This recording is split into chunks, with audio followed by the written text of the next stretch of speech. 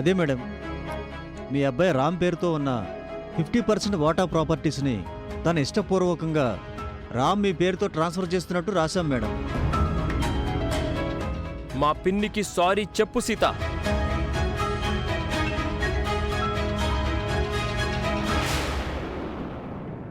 సీత,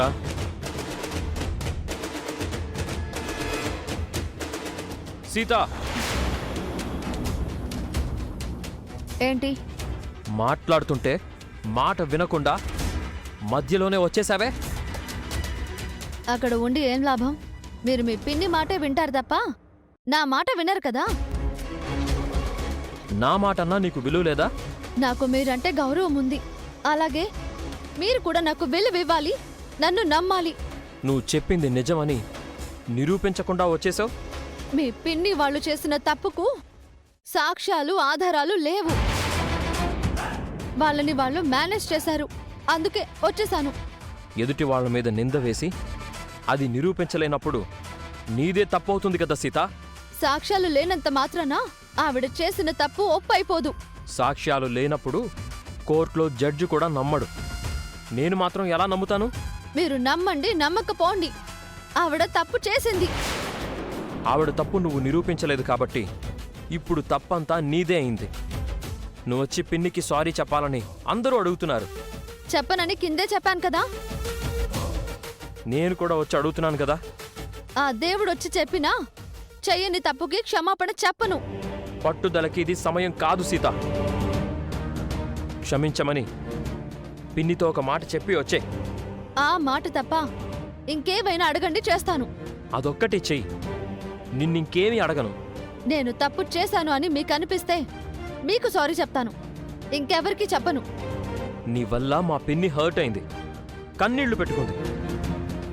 మా పిన్ని ఏడవడం నేనెప్పుడు చూడలేదు. ఆవిడ కావాలని నాటకాలాడుతోంది. ఆ నటనకు మీరు పడిపోతారేమో కానీ నేను పడను. నాకు కోపం తెప్పించకు సీత. నీ వల్ల నేను కూడా మా పిన్నిని బాధ పెట్టాను. ఎంతసేపు పిన్ని పిన్ని అంటారు? మీకు పెళ్ళయింది, మిమ్మల్ని ప్రేమించే భార్య ఉంది. తన గురించి ఆలోచించరా? తను బాధపడినా మీకు పర్వాలేదా? నాకు మా పిన్ని తర్వాతే ఎవరైనా. అంటే నేను కూడానా? నేను నీ మంచి కోరే చెప్తున్నాను. నా మంచి కోరితే నన్ను సారీ చెప్పమని అడగకండి. నాకు కూడా నా వ్యక్తిత్వం తర్వాతే ఏదైనా. మా పిన్నికి సారీ చెప్తే నీ సొమ్మేం పోయింది? ఆవిడ తప్పు చేస్తే నేను సారీ చెప్పాలా? నా బాధ మీకెప్పటికి అర్థమవుతుంది? నీకు ఒక్కరోజే టైం ఇస్తాను సీత. రేపట్లోగా మా పిన్నికి నువ్వు సారీ చెప్పాలి,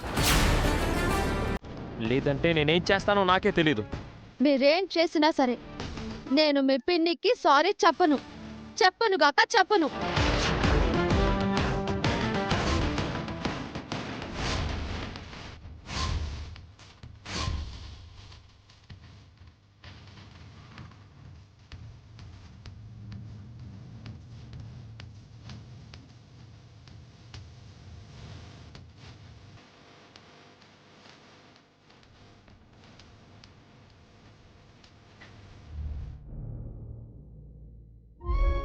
మధు, మధు, అమ్మా మధు. బావగారు, సూర్య ఇంకా ఇంటికి రాలేదేంటి? ఎక్కడికి వెళ్ళాడు? పనుందని బయటికి వెళ్ళాడు బావగారు. పొద్దున్నేదో ఇంటర్వ్యూకి వెళ్ళొచ్చాడు. ఖచ్చితంగా జాబ్ వస్తుందని చెప్పాడు. ఇలా ఎన్ని ఇంటర్వ్యూలకి వెళ్ళలేదు? ఏ రోజైనా ఉద్యోగం వచ్చిందా? ఎందుకలా పుల్ల విరిచినట్టు మాట్లాడతావు? బయట ఉద్యోగాలకి ఎంత పోటీ ఉందో తెలుసా నీకు? ఇంట్లో ఉండి ఊరికే మాట్లాడడం కాదు. అన్నయ్య, వదిన, ఈ స్వీట్స్ తీసుకోండి. నాకు జాబ్ వచ్చింది.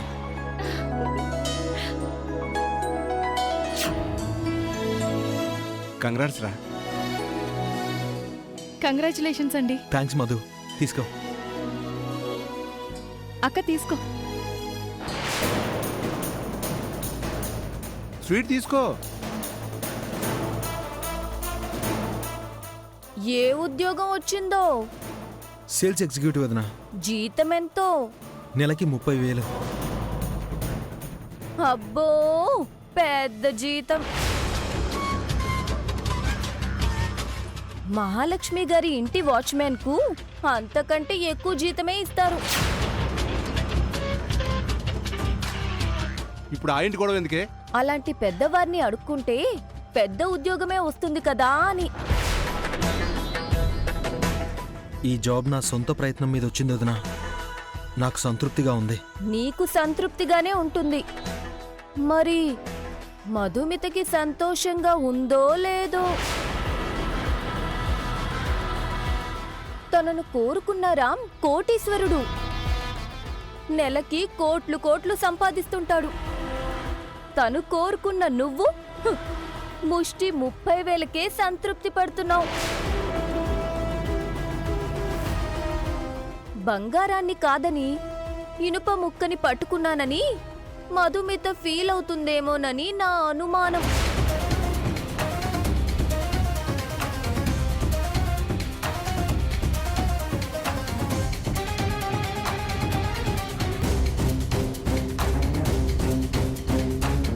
సూర్య, సూర్య, వాళ్ళు సంతోషంగా ఉంటే నీకు నచ్చదేంటి? వాళ్ళు సంతోషంగా ఉన్నప్పుడు మధ్యలో నీకొచ్చిన బాధ ఏంటి? వాళ్ళు విడిపోతేనే కదా మహాలక్ష్మి మేడం నాకు కావలసినన్ని నగలిస్తారు. నీ నోటిని కాస్త అదుపులో పెట్టుకో. ఒక్క మంచి మాట కూడా మాట్లాడలేవు. నీకు ఎప్పుడు బుద్ధి వస్తుందో ఏమో. ఛీ!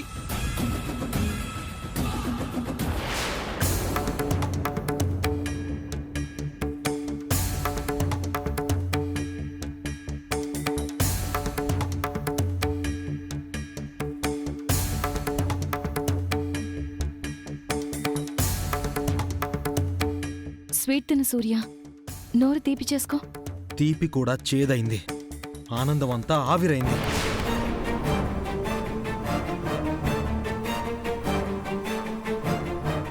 ఆ అక్క మాటల్ని పట్టించుకోవద్దు. ఇప్పుడు శాలరీ తక్కువైనా ముందు ముందు పెరుగుతుంది. ఎంత పెరిగినా అది 1 కోటి రూపాయలైతే అవ్వదు కదా. నువ్వు నెలకి 1 కోటి రూపాయలు సంపాదించాలని నేను అడగడం లేదు సూర్య.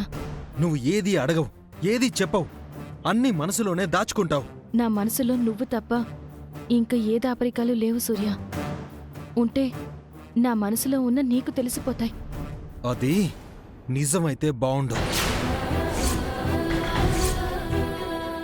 అంటే నేను అబద్ధం చెప్తున్నానా? అది నాకు తెలీదు. నీకు జాబ్ వచ్చినందుకు నేను చాలా హ్యాపీగా ఉన్నాను సూర్య. ఒకరితో కంపేర్ చేసుకుని ఎందుకు నువ్వు ఫీల్ అవుతున్నావు?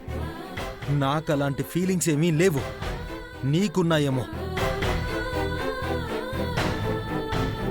కంపారిజన్ అంటూ వస్తే అది నువ్వే చేసుకోవాలి. నాకు అవసరం ఏం లేదు. సేల్స్మెన్ అంటే కార్లలో తిరిగి చేసే జాబ్ అనుకునేవు. కాళ్లతో తిరిగి చేసేది. అవిటి వాణ్ణి. అసలే నా నడక అంతంత మాత్రం. నా శాలరీ కూడా అంతే మాత్రం ఉంటుంది.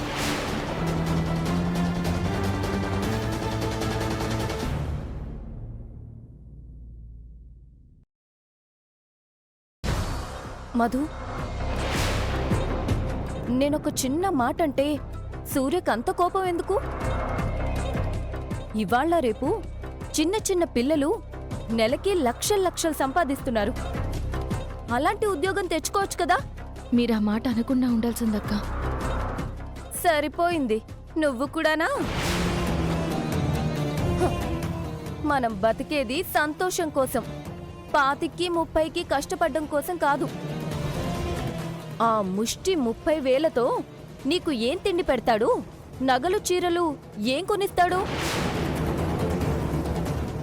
సరేలే, నీ మంచి కోరి అన్నాను. నువ్వు చెడుగా తీసుకుంటే నీకే నష్టం, నీకే కష్టం.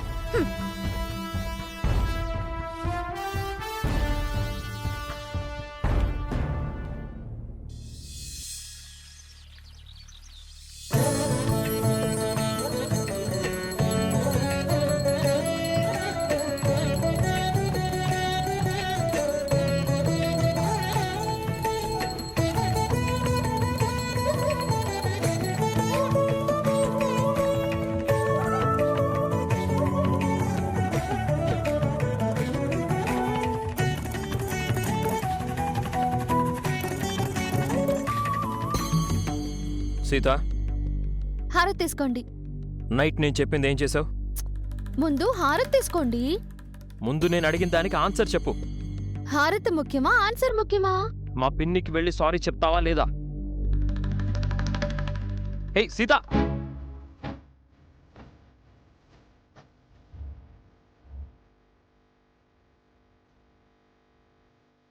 చెప్పు సీత. హా, ఏం చెప్పాలి? మా పిన్నికి సారీ. హ్మ్. మీ అబ్బాయికి ఒకసారి చెప్తే అర్థం కాదా అత్తమ్మా? నిన్నటి నుంచి ఒకటే సతాయిస్తున్నారు. నేనెక్కడికి వెళ్తే అక్కడికొచ్చి వెంట పడుతున్నారు. అందుకే కదా నీకు చులకనైపోయాను. ఇదంతా నేను మా పిన్ని కోసం చేస్తున్నాను. అదే కదా నా బాధ.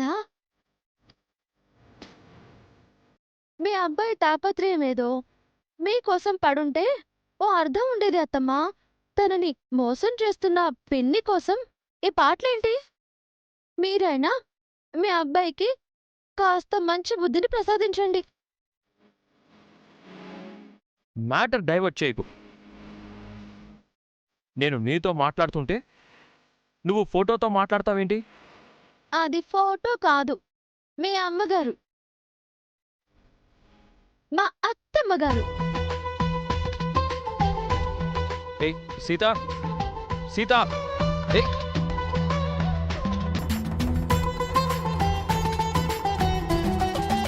సీత, సీరియస్గా అడుగుతున్నాను.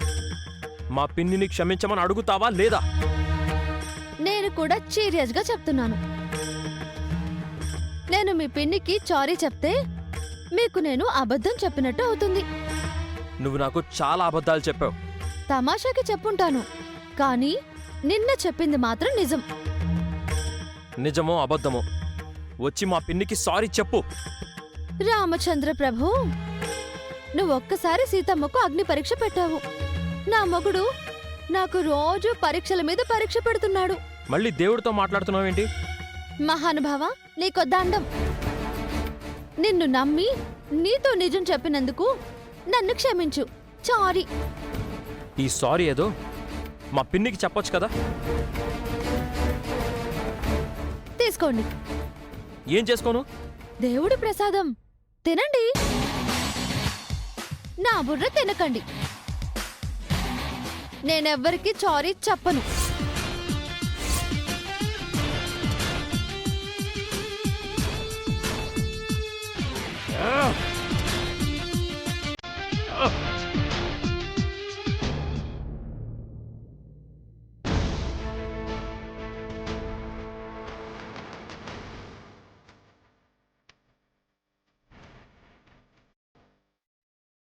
సీతతో ఎలా సారీ చెప్పించాలి?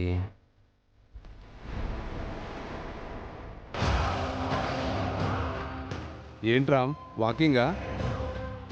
లేదు బాబాయ్, థింకింగ్. నువ్వు సీతతో సారీ చెప్పిస్తావని మహా నిన్నట్నుంచి గదిలో వెయిట్ చేస్తూ ఉంది. ఆ సీన్ చూడ్డానికి ఇంట్లో అందరూ వెయిట్ చేస్తున్నారు. నువ్వేమో ఇంకా ఆలోచిస్తున్నావు. నేనేం చేయను పిన్ని, నిన్నటి నుంచి ట్రై చేస్తున్నాను. నేనెంత చెప్పినా సీత పిన్నికి సారీ చెప్పను అంటుంది. ఒక మగాడు మొగుడు మాట్లాడాల్సిన మాటలేనా ఇవి? నీ స్థానంలో నేనుంటే ఏం చేసేవాడినో తెలుసా? మీ పిన్ని మెడలు వంచైనా సరే సారీ చెప్పించేవాడిని. జోక్ చేశాను, నువ్వు సీరియస్గా తీసుకోకు. ఈ పిన్ని బెటర్ బాబాయ్. మీరు తిట్టినా కొట్టినా ఏమీ అనదు. కానీ సీత సంగతి వేరు. అమ్మాయి కూడా దీనికన్నా సీత 1,00,000 రెట్లు బెటర్ రా. సీత మొండిగటం, పట్టిన పట్టు విడవదు. పిన్నికి నా మొహం ఎలా చూపించాలో అర్థం కావడం లేదు. సీత చేత సారీ చెప్పించకపోతే మహా ఇంకెప్పుడు నీతో మాట్లాడదు. మీ పిన్ని పట్టుదల కూడా నీకు తెలుసు కదా రామ్. తను మాట అంది అంటే జీవితాంతం ఆ మాట మీద ఉంటుంది. నీ చిన్నప్పట్నుంచి మహా నిన్ను ఎలా పెంచిందో గుర్తు చేసుకోరాం. నీకోసం తన జీవితాన్నే త్యాగం చేసింది. నిన్ను పెంచడం కోసం తను పిల్లల్ని కూడా కనలేదు. ఆ ఒక్క త్యాగం చాలు రామ్.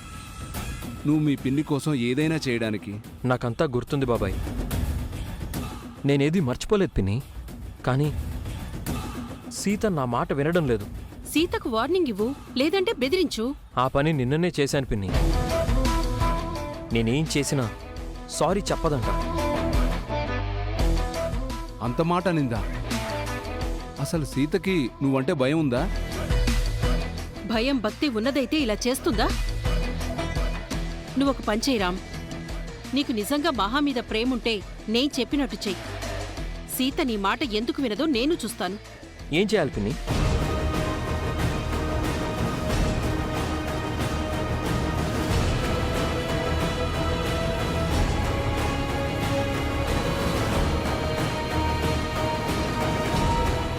మహా కోసం అలా చేస్తావా రామ్? చేస్తాను పిన్ని.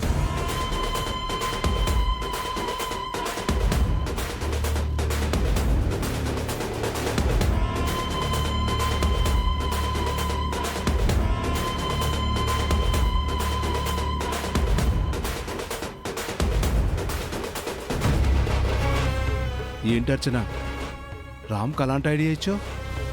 అలా చేస్తే తప్ప సీత దారిలోకి రాదు. రామ్కేదైనా అయితే? రామ్కేమీ కాదు, మీరు చూస్తూ ఉండండి. చచ్చినట్టు సీత మహకి సారీ చెప్తుంది.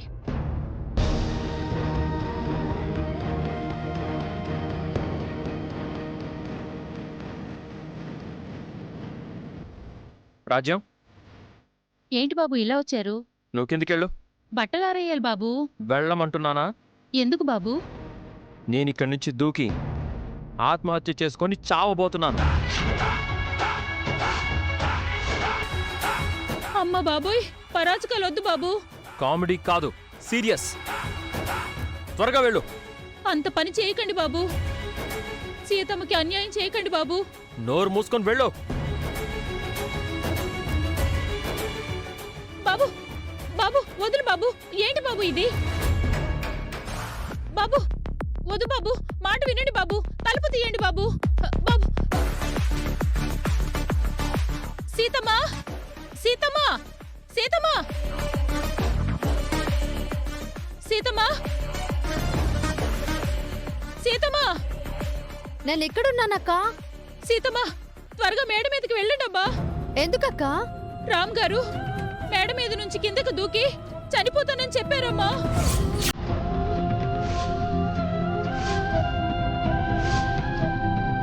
చాలా ఆవేశంగా ఉన్నారమ్మా. రామ్ గారు అన్నంత పని చేస్తారమ్మా. నాకు భయంగా ఉందమ్మా. త్వరగా వెళ్ళండమ్మా.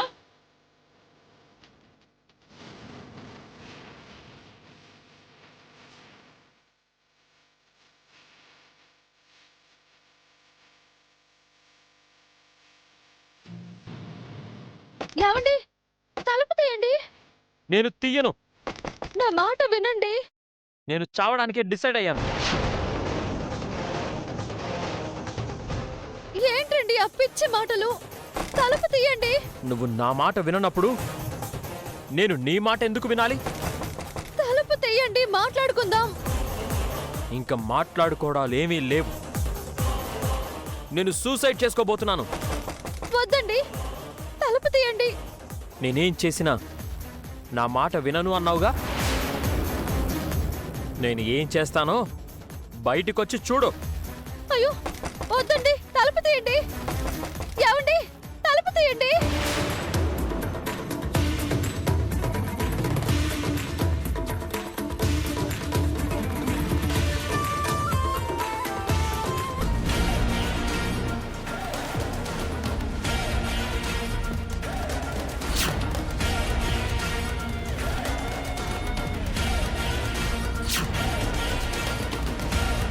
ఆ సీతతో నా కాళ్ళు పట్టించు, క్షమాపణ చెప్పించు.